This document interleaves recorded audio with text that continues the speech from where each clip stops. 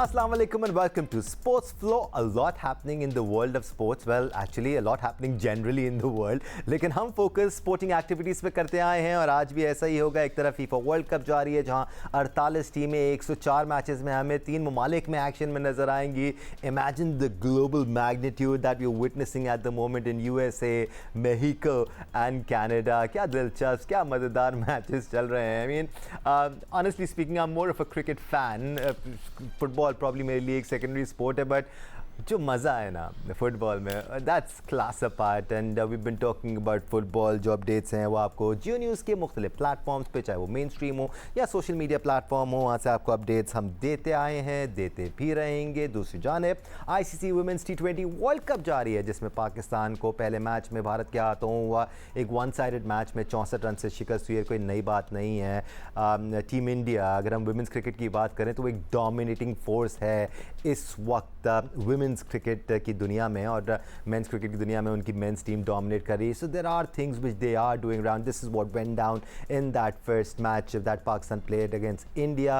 170 run बनाए Indian women cricket team ने, और पाकिस्तानी बैटिंग लाइनअप एक बार फिर पूरे 20 ओवर्स नहीं खेल पाई। 106 रन बनाकर ढेर हो गई पाकिस्तान की जानिब से। फातिमा सना ने और सादी इकबाल ने 2-2 विकेट ज़रूर हासिल की, लेकिन यहाँ पर भी पाकिस्तान की फास्ट बॉलिंग डिपार्टमेंट में कमियाँ नज़र आती हैं। ऐसा लगता है कि पाकिस्तान की जो प्लेइंग 11 भी खेल रही थी उसमें बेहतर प्लानिंग की जा सकती थी। एक आध प्लेयर जो लंबी क्रिकेट खेल सकती हैं या फिर डिफरेंट फॉर्मेट में आपके लिए अच्छा परफॉर्म करती आई हैं, वो इस स्क्वाड का हिस्सा नहीं है। Muneeba Ali has been pretty dominating in this world cup, और उससे पहले भी जो मैचेस खेलेगा उसमें मुनीबा अली काफ़ी हद तक डोमिनेट कर रही हैं। फातिमा सना इज़ गुड, बट ये 2-3 परफॉर्मेंस के अलावा और कोई हमें खातिर ख्वाह परफॉर्मेंसेस नज़र आती नहीं है। दूसरी जानिब कल एक बहुत ही इम्पॉर्टेंट प्रेस कॉन्फ्रेंस हुई और इसमें पाकिस्तान क्रिकेट बोर्ड के तमाम अहदेदारान शरीक थे। Well at least those who matter were present, और सेंट्रल कॉन्ट्रैक्ट की नई रिवीजन सामने आई।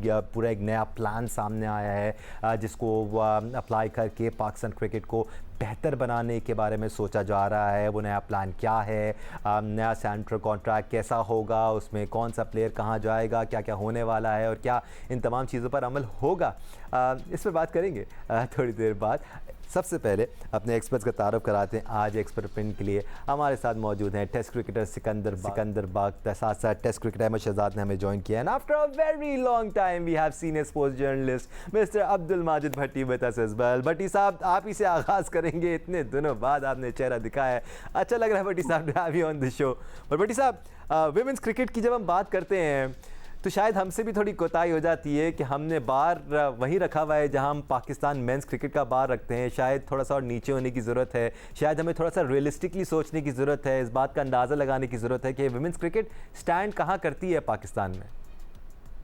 दानिश, सबसे पहले तो शुक्रिया आपने जो कॉम्प्लीमेंट्स दिए। देखें, रियलिस्टिक बात यह है कि कुछ हफ्ते पहले हमने जिम्बाब्वे की एक वीक टीम को बुलाया और मुझे कमेंट्री में याद है कि सलमान भट्ट कह रहे थे कि इस बैटर को ये नहीं पता कि ये राइट हैंड का बैटिंग ग्लव्स है या लेफ्ट हैंड का बैटिंग ग्लव्स है। 2019 में इस जिम्बाब्वे की टीम ने पहला इंटरनेशनल मैच खेला और जाहिर है अब 2026 चल रहा है, तकरीबन 6.5 पौने 7 साल लगा लें, 7 साल पहले वो इंटरनेशनल क्रिकेट में आए। पाकिस्तान की टीम तो, अगर मैं गलत नहीं कह रहा, 25-26 साल से इंटरनेशनल क्रिकेट खेल रही है। लेकिन मेरे ख्याल में रियलिस्टिक हकीकत या बात यही है कि जिम्बाब्वे और पाकिस्तान का कोई कंपैरिजन नहीं था। एक क्लब क्रिकेट की टीम को आप लाकर अगर पाकिस्तान टीम से खिला दें, और पाकिस्तान ने आउट क्लास कर दिया, रिकॉर्ड्स बनाए, मुबारकबादें, तारीफें, ठीक है भाई जीत गए, मुबारकबाद आप बिल्कुल दें। लेकिन फिर जब हम पहुंचे आयरलैंड ट्रायंगुलर टूर्नामेंट खेलने, पहला मैच वेस्ट इंडीज से हार गए, अगला मैच आयरलैंड से हार गए, तीसरा मैच भी हार रहे थे, फिर बारिश हो गई और चौथे मैच में भी बारिश हो गई, तो पाकिस्तान जो टूर्नामेंट जीतने की रेस थी उससे बाहर हो गया। तो मेरे ख्याल में आज हम जिस ब्रांड की क्रिकेट खेल रहे हैं, अब से चंद महीने पहले हमने साउथ अफ्रीका को हराया, कुछ महीने पहले हम बांग्लादेश को चैलेंज कर रहे थे, आयरलैंड को चैलेंज कर रहे थे, जो लोअर टियर की टीम है, श्रीलंका को। लेकिन अब ये सारी टीमें बेहतर हो गई हैं, हम वहां के वहीं खड़े हुए। अब एक प्लेयर पाकिस्तान की, सिद्रा अमीन, मुझे समझ में नहीं आया कि अभी 2 वनडे उसने खेले अगेंस्ट जिम्बाब्वे, एक में शायद 67 था, एक में 59 था, लेकिन फरवरी से उसको T20 फॉर्मेट में नहीं खिला रहे। चले आप कह लें भाई 34 साल की है, अब उसकी क्रिकेट खत्म हो गई। आलिया रियाज के बारे में सिलेक्शन कमेटी और टीम मैनेजमेंट क्या कहेगी? 111 इंटरनेशनल मैचेस, 20 की एवरेज, शायद इतनी ही 20 ही उनकी विकेटें हैं। फिर इंडिया के खिलाफ जो इतवार को मैच हुआ, आलिया रियाज ने वो स्मृति मंदाना जो थी उनका कैच छोड़ा, एक रन आउट छोड़ा, और जब बैटिंग में आई तो वो ना पूरी बैट्समैन है ना पूरी बॉलर है, और फील्डिंग में भी स्ट्रगल कर रही है। तो मेरे ख्याल में हम विमेंस क्रिकेट को, बिल्कुल आप सही कह रहे हैं, हम बहुत ज्यादा अहमियत नहीं देते। लेकिन अब दुनिया में देखें ना, सारी बड़ी टीमें तैयारी से आई हैं। 2 दिन पहले संडे वाले दिन जब पाकिस्तान हारा, तो पाकिस्तान से पहले बांग्लादेश की टीम ने आयरलैंड की टीम को, नेदरलैंड की टीम को हरा दिया। तो हमारे पड़ोस की टीमें, इंडिया तो खैर वनडे की वर्ल्ड चैंपियन है, तो पड़ोस की टीमें ऊपर जा रही हैं। वहाब रियाज साहब पिछले दिनों पाकिस्तान टीम के साथ 2024 के वर्ल्ड कप में थे, अब वो पाकिस्तान की विमेंस टीम के साथ आ गए। इसी तरह अब्दुल रहमान कुछ अरसे पहले पाकिस्तान की सीनियर टीम के साथ थे, और काफी अरसे से वो विमेंस टीम के साथ है। तो मेरे ख्याल में रियलिस्टिक बात यही है कि इस टीम से हमें बहुत ज्यादा तवक्कुआत वाबस्ता नहीं करनी चाहिए।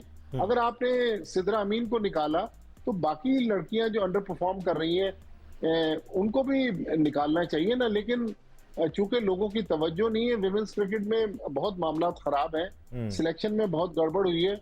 और फिर जो नेशनल सिलेक्टर हैं असद शफीक, जो पाकिस्तान की जो टेस्ट टीम है उसके बैटिंग कोच भी हैं, वो भी यहाँ सिलेक्टर हैं। तो मतलब बहुत सारे सवालात हैं। मेरे ख्याल में जिस तरह कल मोहसिन नकवी साहब ने मेंस क्रिकेट पे एक प्रेस कॉन्फ्रेंस की, विमेंस क्रिकेट पे भी इनको बुलाकर जरा इनसे पूछे तो सही कि पाकिस्तान क्रिकेट को क्यों लेट डाउन किया जा रहा है। भट्टी साहब, इस बारे में और बात भी करते हैं, क्योंकि देखिए ना, विमेंस क्रिकेट के डायनामिक्स थोड़े से डिफरेंट हैं। आप इनको मेंस क्रिकेट से कंपेयर कर नहीं सकते। हाँ, शायद मौजूदा वक्त में जो हमें मसाइल नज़र आ रहे हैं वो सिमिलर मसाइल हैं, सिलेक्शन के मसाइल हैं, उन प्लेयर्स को बाहर बिठाने के मसाइल हैं जिनको टीम में होना चाहिए, उनको खिलाने के मसाइल हैं जिनको नहीं होना चाहिए। तो ये चीज़ें हमें मेंस क्रिकेट में नज़र आती हैं। बट अहमद, जब हम प्रोफेशनल क्रिकेट की बात करते हैं ना, तो आप ये इमेजिन नहीं कर सकते हैं कि कोई भी एक प्लेयर, चाहे वो मेंस क्रिकेट खेलता हो या वुमेन्स क्रिकेट खेलता हो, अगर 14-15 साल की उम्र में वो प्रॉपर क्रिकेट खेलना शुरू कर रहा है, तो बड़ा मुश्किल हो जाता है कि वो अपने टीन्स में या अर्ली 20s में इतना तैयार हो जाए कि वो इंटरनेशनल क्रिकेट खेल सके। और ये सबसे बड़ा मसला है आपकी वुमेन्स क्रिकेट का। देखिए, ठीक कह रहे हैं आप, कहीं ना कहीं आपकी बात में दम है कि थोड़ा सा और अर्ली हो सकता है, लेकिन ये इतना लेट नहीं है। अगर आप पाकिस्तान में मेंस के अंदर भी बहुत प्लेयर्स हैं। मिसबाहुल हक 34 साल की उम्र में आए थे पाकिस्तान खेलने, कोई नेचुरल टैलेंट उनमें मौजूद नहीं था। डोमेस्टिक खेले, थोड़ा सा इम्प्रूव हुए, और वो फिर जो फिक्सिंग का सारा इशू हुआ, कप्तान बन गए, और वो फिर उसके बाद खेलते चले गए। मसला है कि जिस तरह ये आलिया रियाज की भी बात कर रहे हैं, आज से अभी 4-5 साल पहले तक शी वाज डूइंग वेल, और अच्छी बॉलिंग, फिटनेस तगड़ी, एक लगता था कि फ्यूचर। लेकिन आपका सिस्टम इम्प्रूवमेंट ही नहीं लेके आता। आपके जो कोचेज आते हैं वो प्लेयर्स को इम्प्रूव ही नहीं करते। आपकी जो मैनेजमेंट लगती है, डोमेस्टिक की क्रिकेट है, आपका प्लेयर बजाय के ऊपर की तरफ जाए, नीचे की तरफ आता है। यही दोनों तरफ हाल है। ये आपकी विमेन क्रिकेट टीम का भी हाल है, ये आपकी मेन क्रिकेट टीम का भी हाल है। और फिर आप देखें कि तमाम फैसिलिटीज मिलती हैं, और कोई एक्सक्यूज बिल्कुल भी नहीं होना चाहिए। इवेंचुअली अगर आपको लगता है कि कोई कंपैरिजन नहीं है, तो फिर पहले अपने आप को प्रिपेयर कर ले और फिर इंटरनेशनल क्रिकेट खेलें। नहीं तो फिर आप इस तरह ही करेंगे। मेन टीम के अंदर भी आप इसी तरह करते हैं कि जब आपको चारों तरफ से तनकीद होती है, आप एक टीम बुला लेते हैं जिसके 8 प्लेयर्स होते नहीं है, और उसके अगेंस्ट आप जीत के कहते हैं बायलैटरल ठीक चल रही है, इवेंट्स का मसला है। भाई मसला बेसिकली आपका है कि जहां पूरी टीम आएगी आपको वहां मसला है, जहां पे पूरे प्लेयर आ जाएंगे आपको वहां मसला है। एक बात क्यों नहीं मानते आप आके कि आप लोग बेसिकली काम ठीक ही नहीं कर रहे हैं। आप देखें, आपने मैनेजमेंट बदल दी। अब जुनैद खान बॉलिंग कोच था, राइट, मुझे जहां तक नंबर्स का आइडिया है, जब वो था तो उसके स्टैट्स बड़े अच्छे थे बॉलिंग के, लड़कियों के, वो दे वर डूइंग वेल, बगैर किसी वजह से निकाल दिया गया और कोई बात करने वाला नहीं। उसके बाद मैनेजमेंट आई, अब वहाब रियाज है वहां पे, तो वहाब रियाज को चाहिए कि आके जिस तरह वो तमाम एक पैकेज बनवाया था पाकिस्तान क्रिकेट बोर्ड से जिम्बाब्वे को हरा के, और प्राइम मिनिस्टर की तरफ से भी ट्वीट हमें इस पे एक बायलैटरल सीरीज पे देखने के लिए मिल गई।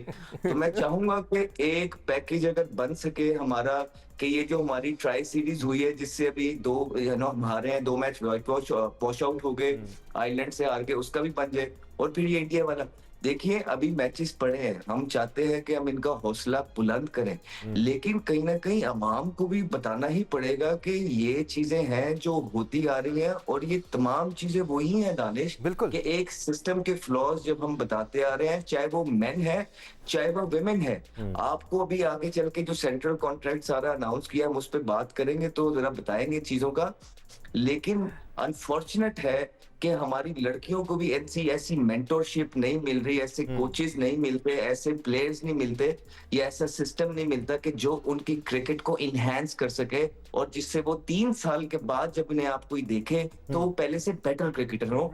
ये अनफॉर्चुनेट है पाकिस्तान क्रिकेट के अंदर। सिक्कू भाई, थोड़ा सी इस बारे में बात कर लेते हैं कि चेंज क्या हुआ है और आगे क्या चेंज होने की ज़रूरत है। लेकिन क्रिकेट की फ्रीक्वेंसी बड़ी है, विमेन क्रिकेटर्स को अब एटलीस्ट कोशिश ज़रूर की जा रही है कि उनको अपॉर्चुनिटीज़ दी जाएँ, डोमेस्टिक में भी उनको क्रिकेट खिलाने की कोशिश की जा रही है, उनके ऊपर पैसा टाइम खर्च हो रहा है, कोशिश एटलीस्ट हो रही है कि उनको बेहतर क्रिकेट खिलाई जाए।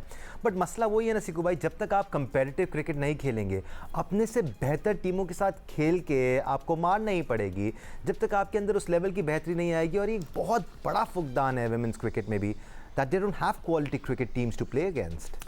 देखो, मैं ज़्यादा ख़वातीन की क्रिकेट टीम को फॉलो नहीं करता, ना ही मैं उनके मैचेस का मुझे अंदाज़ा है। मगर मुझे जब बताया गया था कि ये मॉर्निंग शो के अंदर कि आपने ये प्रोग्राम करना है लड़कियों के ऊपर, तो मैंने बैठ के पूरा मैच देखा, तो मैंने अपने एंगल से देखा। बिल्कुल ठीक है, तो मैंने जो faults without any preconceived notions, मुझे कुछ नहीं पता था, मैंने कहा देखें तो ये लड़कियां हैं क्या। ये अच्छा पॉइंट ऑफ व्यू है। हाँ। तो मैंने जाके जब देखा तो उनकी बैटिंग का मैं पहले बता देता हूँ कि जी 53 for 1 और 106 पे ऑल आउट, यानी कि हमारी 53 पे एक लड़की गिरी आउट हुई थी और 53 पे पूरी टीम आउट हो गई, तो 106 रन। एक चीज़, दूसरी फील्डिंग का मैयार मैंने देखा, पहले तो उन्होंने कैच छोड़े, चले इंडिया ने भी 1-2 कैच है, डाइव मारने का अंदाज, मैं आई वाज शॉक्ड, शर्मिंदगी हो रही थी मुझे। मैं आज से 6-7 महीने पहले नेशनल स्टेडियम गया था किसी काम से, शायद वो मैच हो रहा था फाइनल कोई, तो मैं कमेंट्री कर रहा था, तो मैं चला गया आज से। उस वक्त भी कैंप लगा हुआ था कराची में। भाई जब इतने कैंप लगते, क्या बच्चियों को आपने डाइव मारना नहीं सिखाई? उस लड़की ने ऐसा करके डाइव मारी जैसे पानी में डाइव मारते, उसका मुंह जाके ज़मीन पे लगा और वो फिर मुंह पकड़ के बैठ गई। लोग आए, उसको डॉक्टर ने देखा था, आई वाज शॉक्ड। ये कैसे हो सकता है कि पाकिस्तान की क्रिकेट टीम की लड़की वो मुंह के बल डाइव मारे? उसका मतलब है कि उनको सिखाया ही नहीं गया। सिक्कू भाई, एक मैं आपको थोड़ा सा फैक्ट बता दूं कि अब्दुल मजीद, आपको याद होगा, पाकिस्तान क्रिकेट टीम के फील्डिंग कोच थे। एक बार आपने कहा यार ये कहां से आ गए, तो अब्दुल मजीद अब विमेंस टीम के फील्डिंग कोच हैं। मतलब है कि अल्हम्दुलिल्लाह, मैं क्या कह सकता हूँ, माशाल्लाह, व्हाटएवर।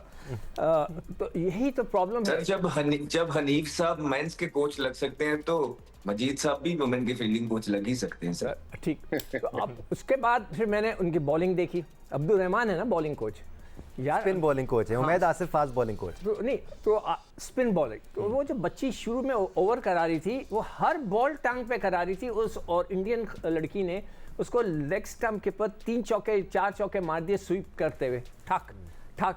तो यार क्या इतना नहीं सेंस आपने, अब्दुल रहमान साहब, आपने नहीं दिया उनको कि of side off stump gain करवाओ यार? वो ऑफ स्पिन गेन कर रही है और उसको टांग पे किए जा रही है, उसने 3-4 चौके मार दिए। अच्छा, मैं तो नहीं जानता था, मैंने कहा देखूं तो ये कर रहे क्या है, लड़कियों को कितना क्रिकेट खेलनी आती है। विकेट जो थी वो रुक के आ रहा था गेंद, और फास्ट बॉलर पे हिट नहीं लग रही थी। मगर मुझे लगता है कि वही चीज़ जो कि पाकिस्तान के मर्दों की टीम में है कि स्क्रिप्टेड कैप्टनसी हो रही थी, लड़की को, जो भी कप्तान थी, उसको देख लेना चाहिए था कि गेंद रुक के आ रहा है तो उसको अपने आप को चेंज करके फास्ट बॉलर से ही गेंदी करानी चाहिए। उसने नहीं कराई। पहले 5 ओवर में, 6 ओवर में 5 बॉलर करवाएं, 5 बॉलर पहले ही 5 ओवर में करवा दी। आई वाज शॉक्ड कि ये क्या हो रहा है। अच्छा, एक और चीज़, फिर मैंने 17वां ओवर में देखा कि जब उन्होंने फील्ड प्लेसमेंट दिखाई तो 17वां ओवर में 3 लड़कियां ऑन साइड थी और सारी लड़कियां अंदर थी। मैंने फ़ौरन अंपायर को फ़ोन किया, लोगों को फ़ोन किया कि यार ये कोई रूल चेंज है लड़कियों के लिए या लड़कियों के लिए वही रूल है? उन्होंने कहा वही रूल है कि 4 लड़कियां बाहर और 5 लड़कियां अंदर। तो मैंने कहा ये फिर 3 आखिरी ओवर चल रहा है तो 3 लड़कियां क्यों उन्होंने बाहर रखी, चौथा क्यों नहीं रखा? और उसने कवर में 2 चौके मार दी। मतलब है कि मुझे सेंस समझ में नहीं आई, इन बेचारी बच्चियों को तो कुछ सिखाया ही नहीं। तो ये कौन से कोचेस थे भाई? आप अगर नहीं सिखा सकते बच्चियों को, और मैं बार बार रो रहा हूँ कह कह के, आज से 2 साल पहले जो बातें मैंने की थी, आज मैंने अपने फेसबुक पे डाली है, वो सारी चीज़ें अब अप्लाई कर रहे हैं नकवी साहब। 2 साल पहले मैंने कही थी यही चीज़ें, मैंने कही हैं कि ज़्यादा से ज़्यादा मैचेस खिलाएं। इन बच्चियों के कैंप लगाने के बजाय आपको उनके मैचेस खिलाने चाहिए। आपने ये तो कह दिया कि 2 साल पहले वाली चीज़ें अप्लाई कर रहे हैं, लेकिन अभी वो भी सिर्फ ऑन पेपर ही अप्लाई हुई हैं। मगर तो मैंने होल्ड योर हॉर्सेस, क्योंकि मैं बता रहा हूँ कि खवातीन की जो इतने लंबे लंबे कैंप लगाए, उसके बजाय उनको मैचेस खिलाते ताकि उनको पता तो चलता उन्हें क्रिकेट क्या है। बाय द वे, वो जो लंबा चौड़ा कैंप लगाया था उसमें सिर्फ और सिर्फ पावर हिटिंग पर काम हुआ था और बड़ी सोच समझ के साथ। जी, मुनीबा जब आउट हुई है ना तो उसके बाद सारा गेम बदला है। बिल्कुल। आउट कैसे हुई, अगर आप तस्वीर देखें, यूं जा रही, पूरी दुनिया डाइव मार देती है। इंडियन लड़कियों ने 4 दफा डाइवें मार के अपने आप को रनआउट से बचाया। वो लड़की ऐसे करके जा रही थी, वो रनआउट हो गई। यानी कि उसको बताया तक नहीं है कि क्या वो लड़के मैच नहीं देखते। Muneeb Ali on the other hand has been exceptional. I mean बड़े रन यार, इतनी तो सेंस होनी चाहिए। पूरा मैच उस वहां से खराब हो गया। तो ये सारी चीजें कोचेस बताते हैं। Honestly I mean there are positives in this team जो पिछले कई सालों से मिसिंग थे। फातिमा सना की सूरत में मुझे अच्छी ना बोला करो, मैं जब मैच देखूंगा तो मैं नुक्ते निकालूंगा। बिल्कुल बिल्कुल सर, आप निकालें। This is why we have you here. एक ऑब्जेक्टिव पॉइंट ऑफ व्यू आपने हमारे साथ शेयर किया without any preconceived notions, and we need more objective point of views like that. Fatima Sana की हम बात कर रहे हैं, she is a good decent player. साथ साथ मुनीब अली अच्छा परफॉर्म कर रही हैं। अगैन सिद्रा अमीन भी अगर इस टीम में होती तो थोड़ी सी सॉलिडिटी, एक एंकर्स रोल वो ज़रूर प्ले कर सकती थी। तो सोचने की ज़रूरत है, प्लानिंग करने की ज़रूरत है। वो प्लानिंग जब आपको मेंस क्रिकेट के लिए नज़र आ रही है, कल एक बहुत बड़ी प्रेस कॉन्फ्रेंस हुई है और सेंट्रल कॉन्ट्रैक्ट्स को रिवाइज़ कर दिया गया है। कुछ बहुत अहम शर्तें हैं जिनको अप्लाई करने के बारे में सोचा जा रहा है। सबसे बड़ी शर्त यह है कि डोमेस्टिक क्रिकेट जो नहीं खेलेगा वो अब पाकिस्तान क्रिकेट टीम के लिए नहीं खेलेगा। और क्या क्या बातें हैं करेंगे एक ब्रेक के बाद, हमारे साथ रहेगा।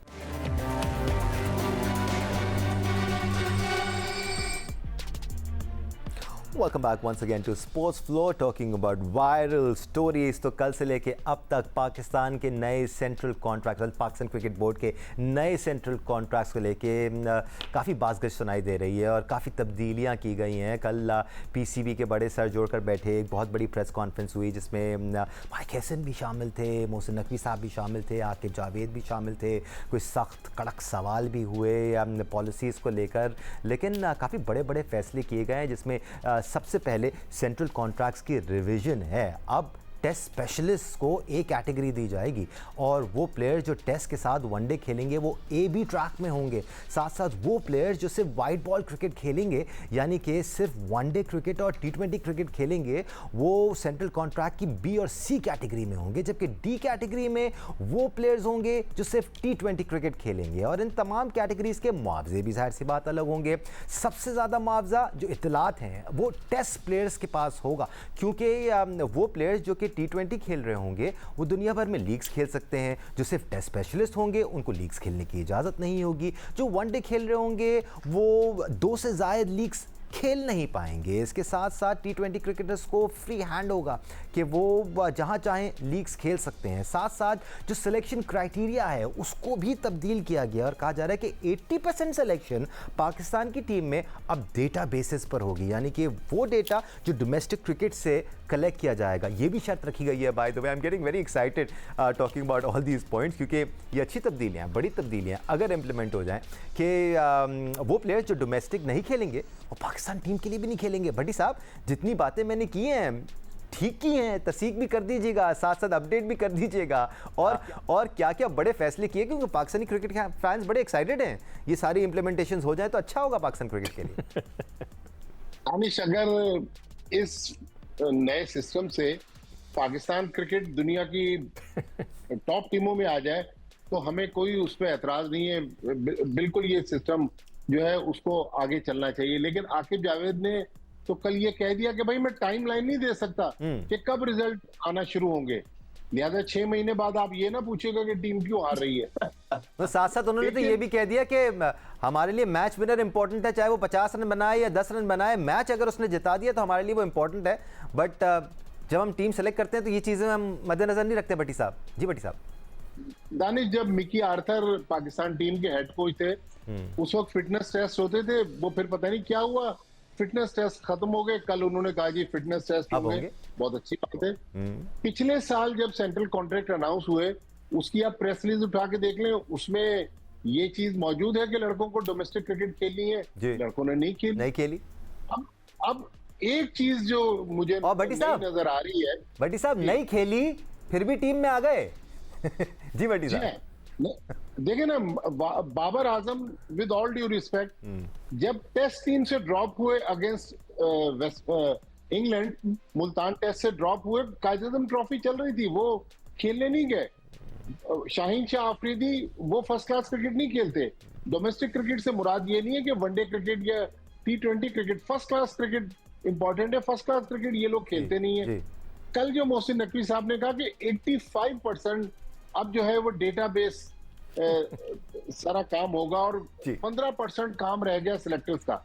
अब सवाल ये है कि एक मैच में मिसाल के तौर पर एक बैट्समैन सेंचुरी बनाते हैं, तो क्या डेटा ये बताएगा कि किस पिच के ऊपर वो सेंचुरी बनी, क्या हालात थे, अंपायरों ने कहा? क्योंकि बड़े बैट्समैनों को मैं बहुत सारे वाकयात लोग नाराज हो जाएंगे बताने को तैयार हूं कि उन बैट्समैनों को अंपायर आउट ही नहीं देते थे। 96 में यूबीएल स्पोर्ट्स कॉम्प्लेक्स में पाकिस्तान टीम की वर्ल्ड कप से सिलेक्शन से पहले एक प्रैक्टिस मैच करवाया गया था एक पाकिस्तान के बहुत बड़े बैट्समैन के लिए, और वो पिच भी उनकी मर्जी की बनाएगी। वो पहली बॉल पर फ्रॉम एलबीडब्ल्यू थे, उसी डिपार्टमेंट से ताल्लुक था उन टेस्ट अंपायर का, उन्होंने उसको नॉट आउट किया क्योंकि उनके बॉस ने कह दिया था कि अगर इसको आउट दे दिया ना तो कल ऑफिस नहीं आना मेरे पास। उस पाकिस्तान के बड़े बैट्समैन ने वहां सेंचुरी बनाई और वो 96 वर्ल्ड कप खेल गए। तो हमारे मुल्क में जो हालात हैं कि किन सर्कमस्टेंसेस में वो बच्चा परफॉर्म कर रहा है, ये सबसे बड़ी इम्पैक्ट परफॉर्मेंस की बात की कल उन्होंने आकिब जावेद ने, इम्पैक्ट परफॉर्मेंस। तो आई होप कि जो डेटा है, क्योंकि हमारे यहाँ डेटा में भी गड़बड़ होती है। एक रिस्क टेस्ट पाकिस्तान में होता है, मेरे पास हर साल 2-3 लड़के आते हैं या उनके वालिदैन आते हैं कि यार हमारा बच्चा तो पूरी उसकी एज है अंडर 19 खेलने की, लेकिन रिस्क टेस्ट में डिस्क्वालीफाई कर देते हैं। ये पाकिस्तान शायद अपने अहमद शहजाद और सिक्कू भाई इसको कंफर्म करेंगे, शायद पाकिस्तान दुनिया का वाहिद मुल्क है जहां पर रिस्क टेस्ट के जरिए एज की वेरिफिकेशन होती है। तो बहुत सारे इस सेंट्रल कॉन्ट्रैक्ट में सवाल आते हैं, और सबसे बड़ा ट्रांसपेरेंसी की कल मोहसिन नकवी साहब ने बात की, फिर ये भी कह दिया कि जी हम अनाउंस नहीं करेंगे कि कौन किस प्लेयर को क्या कैटेगरी मिली। नहीं भट्टी साहब, अनाउंस हो ना हो आप लोगों से तो खबर नहीं छुप सकती है। जिसको जो सेंट्रल कॉन्ट्रैक्ट मिलेगा आप लोगों को तो खबर पहुंच जाएगी और आप हम तक पहुंचा देंगे, हम आप सब तक पहुंचा देंगे जितने लोग स्क्रीन के उस पार देख रहे हैं। तो सिक्कू भाई कुछ अच्छी बातें हैं इसके अंदर। एक पहले अहमद से पूछो तुम। पहले अहमद से पूछूं? अच्छा ठीक है, अहमद बहुत भरे हुए हैं। मैंने बहुत सारी चीजें लिखी हैं। ब्रेक से पहले अहमद ने हमें इंडिया दे दिया था कि मैं बहुत भरा हुआ हूँ, मैं बहुत सारी बातें करना चाहता हूँ। अहमद, सवाल भी नहीं करूंगा मैं आपसे, शुरू हो जाए। नहीं, देखिए कि भट्टी साहब ने जो बातें की हैं सारी बिल्कुल बजा पाते हैं। और आप देखिए एज ए प्लेयर आप पब्लिक एंटिटी हैं, ऐसी बात नहीं है। और मुझे एज ए स्पेक्टेटर अगर हारिस रऊफ से एक्सपेक्टेशन लगानी है तो मुझे पता तो होना चाहिए कि मैंने हारिस रऊफ से या बाबर आजम से या शाहीन से किस किस्म की एक्सपेक्टेशंस लगानी है। इनसे इनको पैसे किस चीज के दिए जा रहे हैं, इनका कॉन्ट्रैक्ट कहता क्या है। अगर मुझे यही नहीं पता होगा तो मैं मीडिया पर्सन आके या मैं आवाम आके किस तरह उसकी परफॉर्मेंस को जज करूंगा।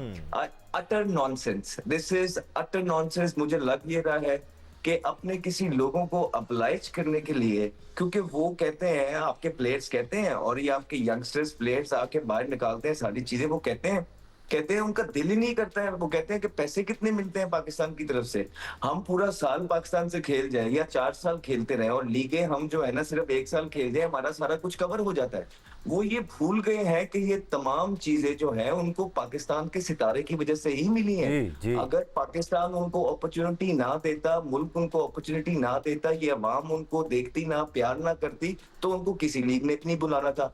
तो ये जो सितारे की पैशन था ना, वो तमाम बजाय के बढ़ाते इस तरह का कॉन्ट्रैक्ट जो करने लगे, इससे और ज्यादा नेशनलिज्म जो है ना आपका नीचे चला जाएगा। क्योंकि आप करने ये लगे, आप लोगों को जो है ना कहने लगे कि जाएं खेलें। T20 स्पेशलिस्ट की आपने प्रॉपर जो है ना वो एक निकाली है आपने कैटेगरी, जिसपे वो T20 खेलेंगे और उसके बाद लीगे खेलेंगे, तो उनके लिए तो सोने पे सुहागा हो गया।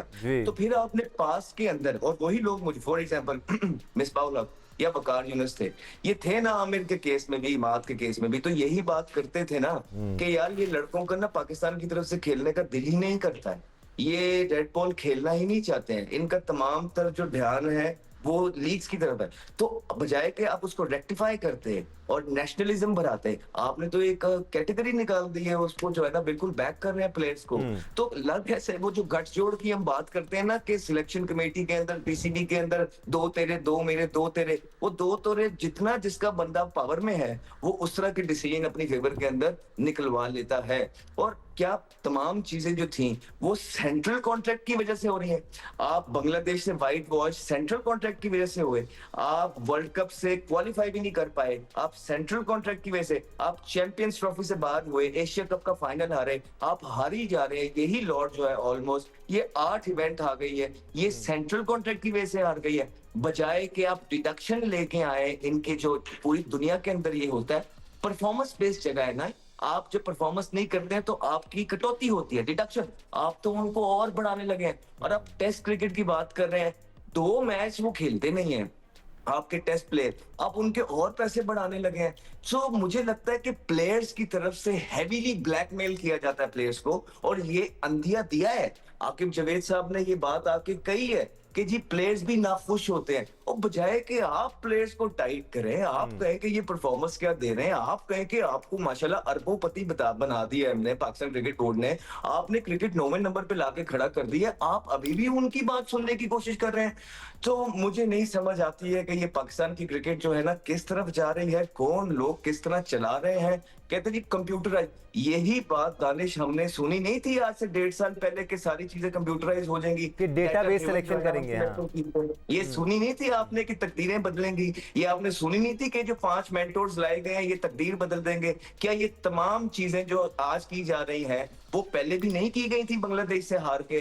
तो क्या पहले कोई रिजल्ट आ गए, या अब हम क्या ऐसा एक्सपेक्ट करें भाई? जो आपके मसले हैं आपकी डोमेस्टिक क्रिकेट का जो है ना स्ट्रक्चर ऊपर करना है, मेरिट पे आपको सिलेक्शन करनी है, तेरा मेरा आपको नहीं करना है, आपको कोटा सिस्टम नहीं करना है, पीएसएल की फ्रेंचाइज की आपकी जो है ना इन्फ्लुएंस वो आपको खत्म करना है, राइट कप्तान लीडरशिप आपके पास कोई है कोई नहीं, आपके पास मिडिल ऑर्डर बल्लेबाज कोई है कोई नहीं, डेथ के अंदर आपका यॉर्कर करने वाला बॉलर कोई है नहीं, नए बॉल का आपको ये पता है नहीं कि किसने बॉलिंग करनी है, और आप सेंट्रल कॉन्ट्रैक्ट पे हम आम नहीं। और इससे भी ज्यादा अनफॉर्चुनेट बात तो ये है अहमद के नए बॉल की बॉल करने वाला आपको पता नहीं है और आप डेवलप भी करने की कोशिश नहीं कर रहे हैं। इनफैक्ट आप स्पिन बॉलिंग ट्रैक्स बना रहे हैं कि नए बॉलर के बॉलर जो भी हैं आपके पास या फास्ट बॉलर हैं वो भी खत्म हो जाए। बस सिक्कू भाई, यार मैंने कुछ पॉइंटर्स लिखे हैं, मैं उस पर जल्दी बोलना शुरू कर दूं। आ जाइए, मैं सवाल भी फेंकने वाला था आपकी तरफ। चलिए आप आ जाए, मैं सवाल कर लेता हूं। सबसे पहले फिटनेस अगर आपको याद हो, यहाँ पे सबसे चहीता जो क्रिकेट बोर्ड का है, नकवी साहब आपके भी बहुत चाहिए थे, ये साहब वहाब रियाज इधर ही आए थे, इधर बैठे हुए थे सामने, ठीक है।